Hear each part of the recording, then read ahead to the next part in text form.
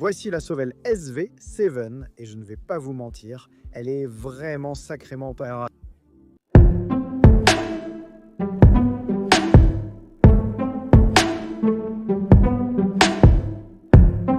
Génial. Et en plus, je pense que c'est le signe avant-coureur, annonçant que le marché des imprimantes 3D à petit budget, pas seulement le haut de gamme, est sur le point de changer pour de bon. Et dans cette vidéo, je veux expliquer pourquoi. Donc que vous soyez ou non à la recherche d'une nouvelle imprimante 3D à petit budget, restez jusqu'à la fin parce que je pense que vous trouverez mes conclusions assez intéressantes pour comprendre où va le marché. Allons-y.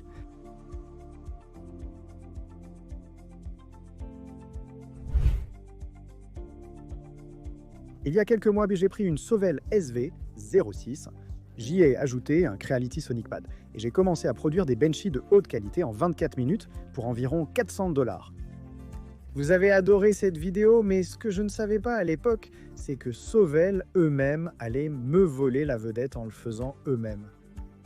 Sauvel ne cesse de monter en puissance récemment avec leur très populaire et super performante SV06, puis presque aussitôt après, leur SV06+.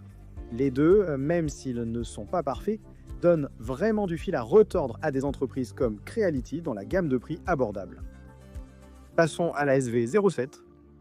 Il y a quelques semaines, Sauvel a commencé à teaser leur tout dernier modèle, une imprimante d'entrée de gamme à dos à haute vitesse qui propose Clipper, une tête d'impression à haut débit, un ventilateur de refroidissement auxiliaire et un écran tactile, le tout dès la sortie de la boîte. Oui, c'est toujours une imprimante à plateau mobile avec des roulettes en V. Oui, c'est toujours une imprimante à plateau mobile, et oui, il y a toujours des roulettes en V, mais honnêtement, d'après tous mes tests jusqu'à présent, cela ne semble vraiment pas avoir d'importance. Cette machine est toujours vraiment excellente. Donc maintenant que tout cela est dit, parlons donc des points positifs de cette imprimante. Inutile de dire que, comme on peut s'y attendre avec n'importe quelle imprimante livrée en kit, l'installation de la SV7 a été un jeu d'enfant. J'ai entièrement monté l'imprimante en exactement 15 minutes. Et cela inclut 1 à 2 minutes passées à chercher mes outils dans ce bazar de nouveaux studios et tous ces cartons de déménagement.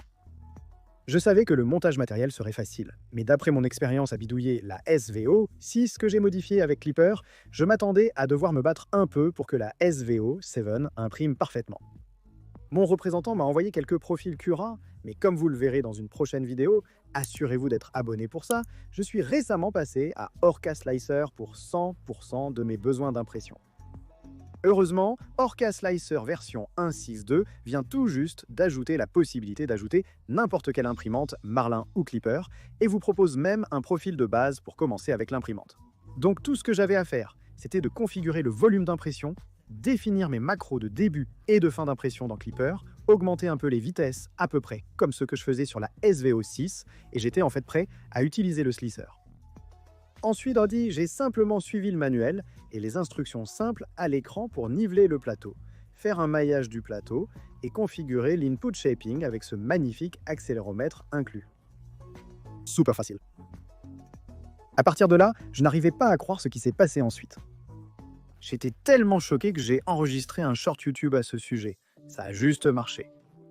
Écoutez les gars, j'ai testé pas mal d'imprimantes à ce stade, des toutes meilleures jusqu'à certaines options bon marché, mais presque jamais je n'ai eu une première couche parfaite dès ma toute première impression, juste en sortant de la boîte. Je vais être totalement honnête et dire que je soupçonne Sauvel d'avoir fait des tests supplémentaires sur mon unité de test, parce qu'il restait du filament rouge dans la tête d'impression venant de l'usine. Mais je ne sais pas si ça fait simplement partie du processus normal de contrôle qualité qu'ils font pour chaque imprimante ou non. Donc dites-le moi dans les commentaires ci-dessous, ceux d'entre vous qui mettent la main sur une SV07, si votre tête d'impression avait aussi du filament dedans. Bref, à partir de là, ma première impression est sortie parfaitement, puis la deuxième, puis la troisième. En fait, les seuls échecs d'impression que j'ai eus jusqu'à présent, c'est quand j'ai contraint le chemin du filament en déplaçant le capteur de filament. Je vais en reparler dans un instant. Mais à part ça, tout fonctionne simplement. En fait, j'ai rapidement commencé à faire tellement confiance à cette imprimante que je l'ai même laissé tourner tout le week-end. Ce qui est un niveau de confiance que très peu d'imprimantes arrivent à gagner ici. Et je vais être encore plus honnête en disant que même si j'adore mon Voron 2.4, Pendant que la SV07 enchaînait les impressions réussies les unes après les autres, mon Voron s'est enlisé dans une boucle sans fin d'ajustement de paramètres de matériaux, d'impressions ratées et de modifications de profil, ce qui a créé un contraste vraiment frappant entre deux expériences Clipper très différentes. D'un côté, un soi-disant lit mobile bon marché qui fonctionnait tout simplement, alors que de l'autre, une machine Core X Pillar haut de gamme, entièrement personnalisée que je n'arrivais pas à faire imprimer correctement pour sauver ma vie, simplement parce que mes profils et mes réglages de matériaux n'étaient pas parfaitement adaptés à ce projet spécifique.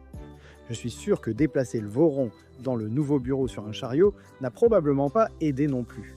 Quoi qu'il en soit, inutile de dire que je suis impressionné, la SV07 imprime vite, aussi vite que la MK4, allant de 200 à 250 mm par seconde. Sans accroc, la tête d'impression fonctionne vraiment bien, même avec des matériaux lents comme le PETG. Brancher une caméra a été un jeu d'enfant. J'ai pu me connecter en SSH sans problème en utilisant les identifiants par défaut qui, au fait, si vous vous demandez, sont MKS et MakerBase. L'adhérence au plateau est excellente. Qualité de fabrication encore meilleure. Le ventilateur de refroidissement auxiliaire derrière le portique est vraiment une idée intelligente pour ajouter du refroidissement sans ajouter de poids, sauf que sur l'axe Z, il est incroyablement silencieux. Encore plus silencieux que sur la Mark IV. Sobel est au même allé jusqu'à prendre en compte les retours de nombreux créateurs de contenu et à ajouter ce serre-câble massif sur le plateau. Alors, est-ce que c'est une imprimante parfaite ? Eh bien non, en fait, il n'existe probablement pas d'imprimante parfaite. Parlons maintenant des points négatifs. Oui, même si cette vidéo est sponsorisée, Sobel m'a donné toute liberté pour dire la vérité et il y a quelques aspects de cette imprimante que je n'aime vraiment pas. D'abord, il y a l'écran tactile et sa réactivité générale.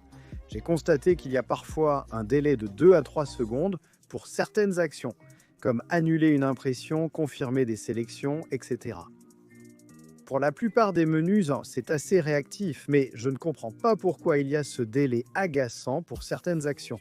Je suppose que cela vient de la puissance de traitement de la puce utilisée ici et de la quantité de ressources nécessaires pour ces actions.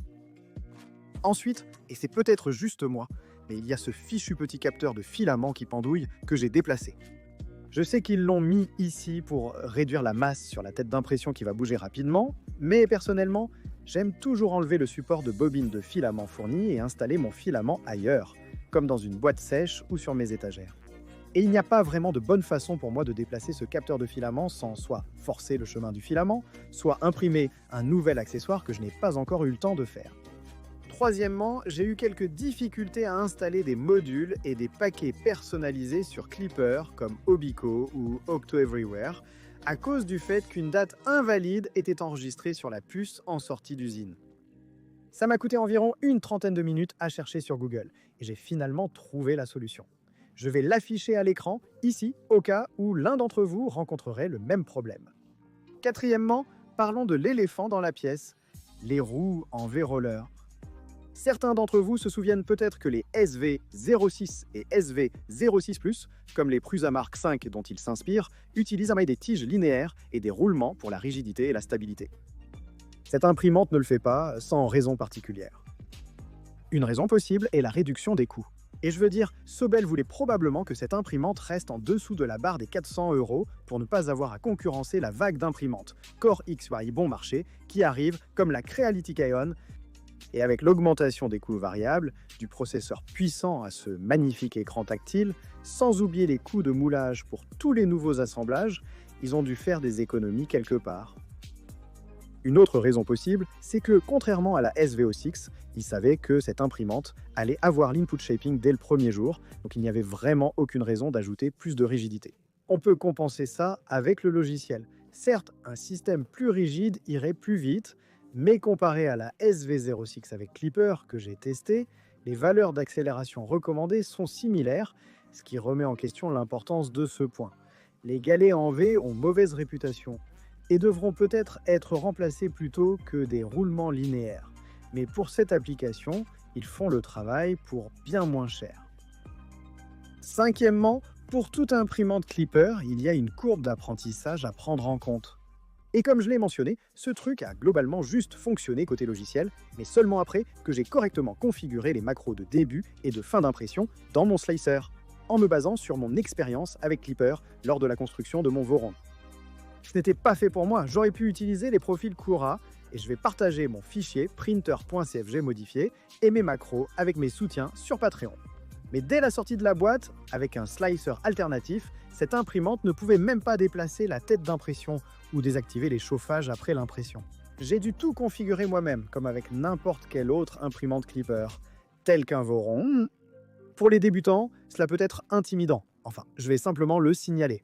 Oui, hein, c'est une imprimante à plateau mobile qui n'est plus à la mode.